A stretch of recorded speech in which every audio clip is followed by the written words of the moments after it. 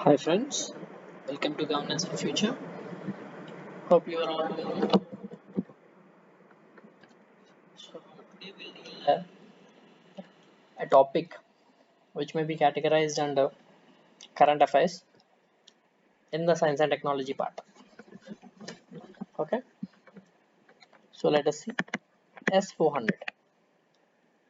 What is S400? First thing, it is a long range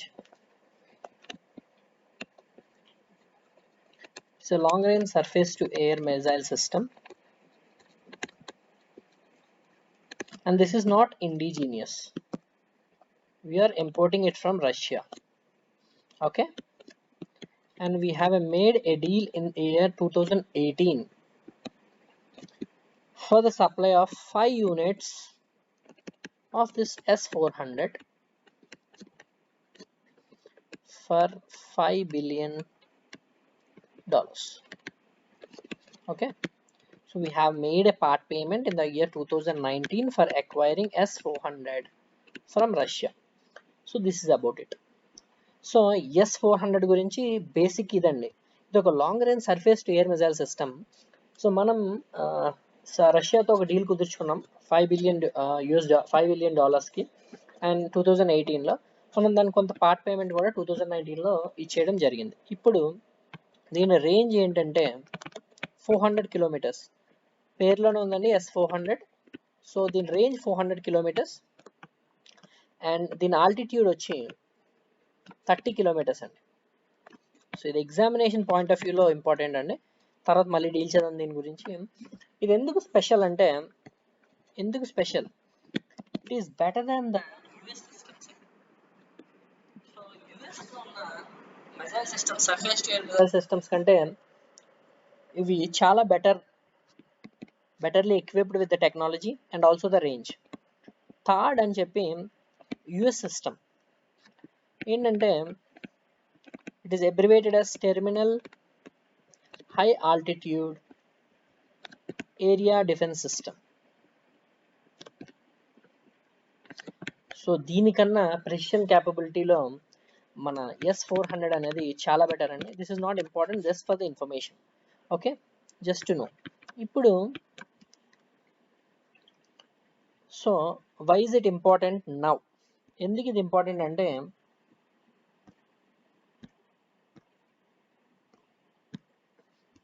see now S400 అనే deal మనం రష్యాతో చేసాం. అయితే ఇది మనం అనుకున్నట్టు ఇందాక డిస్కస్ చేసుకున్న విధంగానే అమెరికన్ సిస్టమ్స్ కంటే కూడా చాలా స్పెషల్ అండ్ చాలా better. Even F-35 the most short out war air craft. US దగ్గర ఉన్న ఈ F-35 వార్ ఎయిర్ క్రాఫ్ట్ నుంచి మనకి వచ్చే పవర్ఫుల్ మిజైల్స్ కంటే కూడా మన ఈ S400 అనేది వెరీ బెటర్లీ ఎక్విప్డ్. సో దీనివల్ల అండ్ మీకు ఎప్పటి నుంచో తెలిసిందే America and USA and Russia cold war time నుంచి కూడా వీళ్ళిద్దరికీ పడదు. సో ఈవెన్ రీసెంట్గా మీరు చూస్తే US president, the last president who is Donald Trump impeachment కూడా దీని మీద జరిగింది.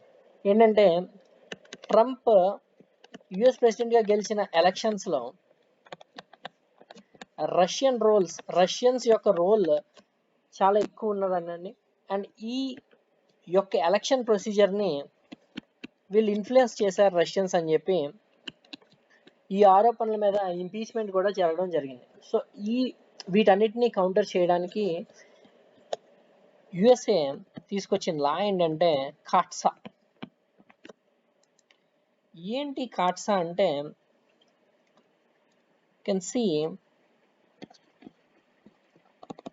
కౌంటరింగ్ అమెరికాస్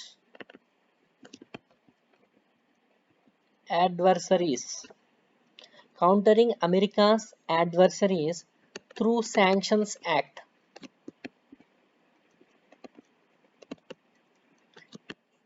ఏంటి కాట్సా? ఏమీ లేదండి, దీని మెయిన్ ఆబ్జెక్టివ్ ఏంటంటే టార్గెటింగ్ నేషన్స్ ఏంటి అంటే ఇరాన్, నార్త్ కొరియా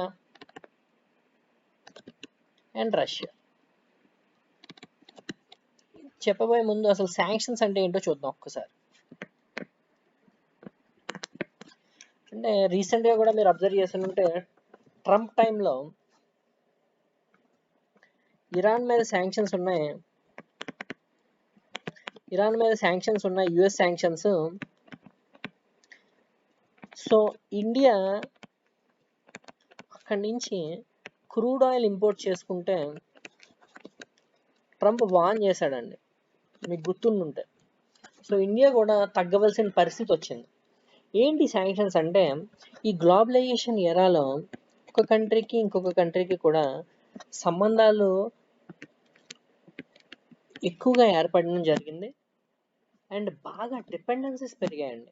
కోవిడ్-19 పాండమిక్లో కూడా మనం ఇది అబ్జర్వ్ చేయడం జరిగింది. ఒక నేషన్కి ఇంకో నేషన్స్కి ఇంటర్ డిపెండెన్సీస్ అంటే ఒకళ్ళ మీద ఒకరికి బాగా డిపెండెన్సీ అనేది బాగా పెరిగిపోయింది. సో ఏంటి డిపెండెన్సీస్, ఏంటి గ్లోబలైజేషన్లో ఉన్న డిపెండెన్సీస్ అంటే సింపుల్ అండి, అన్ని దేశాల దగ్గర అన్ని రిసోర్సెస్ ఉండవండి. ఈ దేశం దగ్గర ఉన్నది ఈ దేశం దగ్గర ఉండదు, ఈ దేశం దగ్గర ఉన్నది ఈ దేశం దగ్గర ఉండదు. So imports and exports simple, మనకి లేనిది మనం ఇంపోర్ట్ చేసుకుంటాం, మనం ఎక్సెసివ్గా ప్రొడ్యూస్ చేసేది బెస్ట్ అనుకునేవి ఎక్స్పోర్ట్ చేస్తుంటాం. మనం ఇండియాలో కూడా నార్మల్గా వాడే పదం అది ఎక్స్పోర్ట్ క్వాలిటీ రా అంటాం. అంటే ఎక్స్పోర్ట్ క్వాలిటీ అంటే బెస్ట్ అని, అది మనం ఎక్స్పోర్ట్ వేరే కంట్రీస్కి మనం ఎగుమతి చేస్తామని, మన దగ్గర లేనిది మనం దిగుమతి చేసుకుంటామని మనం నార్మల్ వాడుక భాషలో కూడా మనం మాట్లాడుకునే పదాలే అవి, ఆ ఇంపోర్ట్ అండ్ ఎక్స్పోర్ట్. అయితే ఇప్పుడు మనం ఒక్కసారి చూసినట్టయితే ఏంటి శాంక్షన్స్ అంటే ఇరాన్ దగ్గర క్రూడ్ ఆయిల్ ఉందండి. So one of the great sources of crude oil is Iran. అయితే యుఎస్ఏ ఇరాన్ మీద శాంక్షన్స్ వేసింది, అది సపరేట్ టాపిక్. సో వాళ్ళు ఏంటంటే అక్కడ న్యూక్లియర్ ఎనర్జీని యూస్ చేసి న్యూక్లియర్ వెపన్స్ తయారు చేస్తున్నారనే ఒక ఇదితో ఇరాన్ మీద యుఎస్ఏ శాంక్షన్స్ విధించింది. సో ఈ శాంక్షన్స్ విధించడం వల్ల ఇరాన్తో ప్రపంచం మొత్తం కూడా బాయ్కట్ చేయాలి.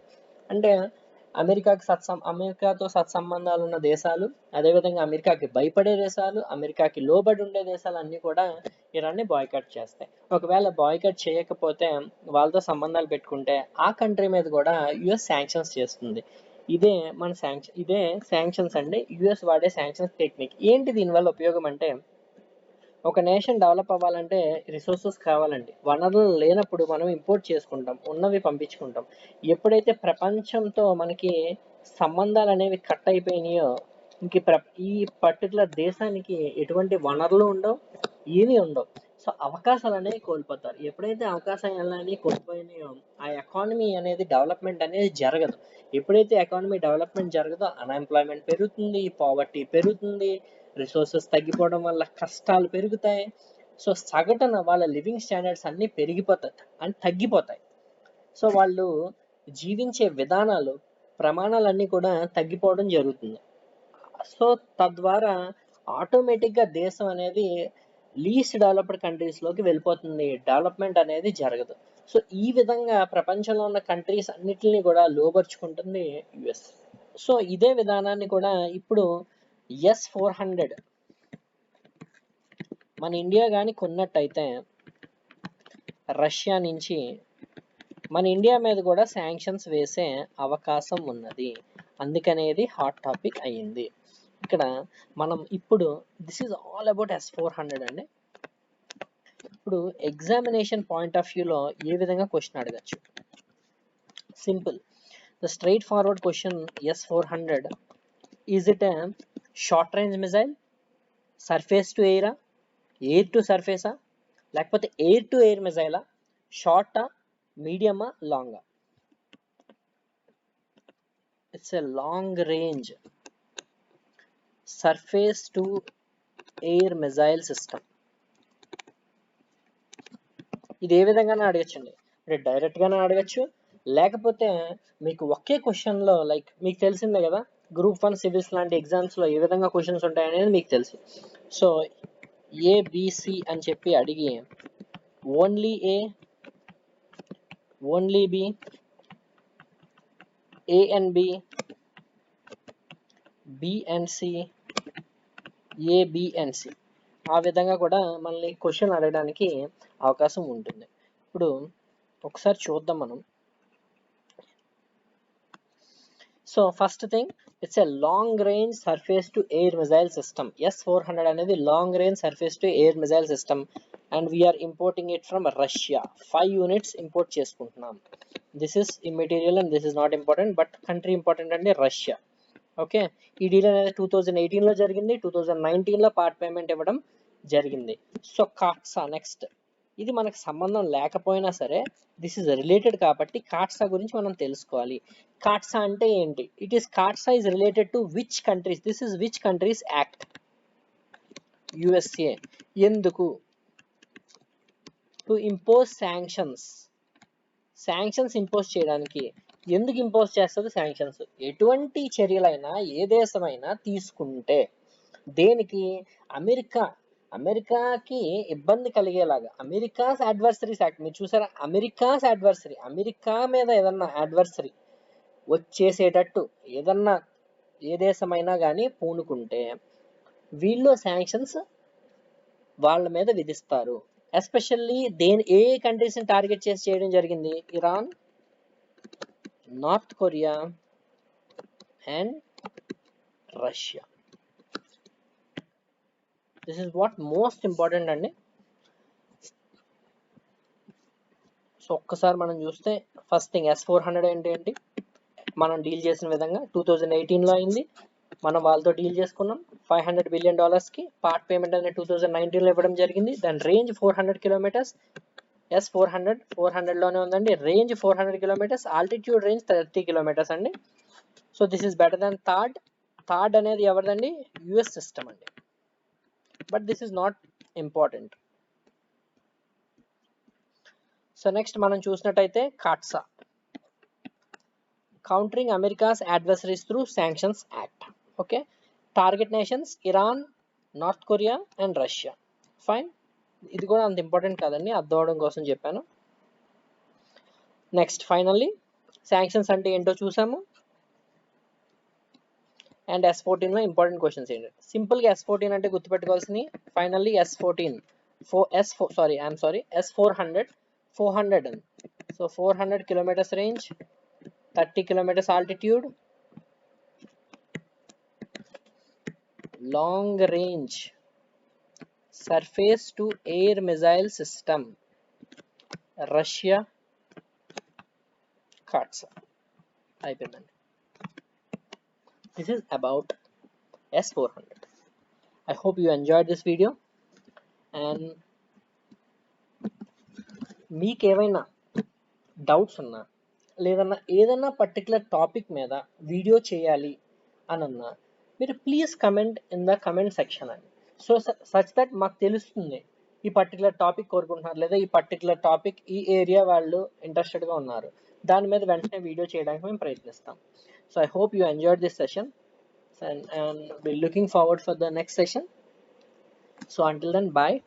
So please like, share and subscribe to our channel. మీకు ఏదైనా సరే అండి, మళ్ళీ రిపీట్ చేస్తున్నాను, ఏదైనా టాపిక్స్ మీద వీడియోస్ చేయాలన్నా ఏదైనా ఇన్ఫర్మేషన్ కావాలన్నా please comment in the comment section అండి. Thank you.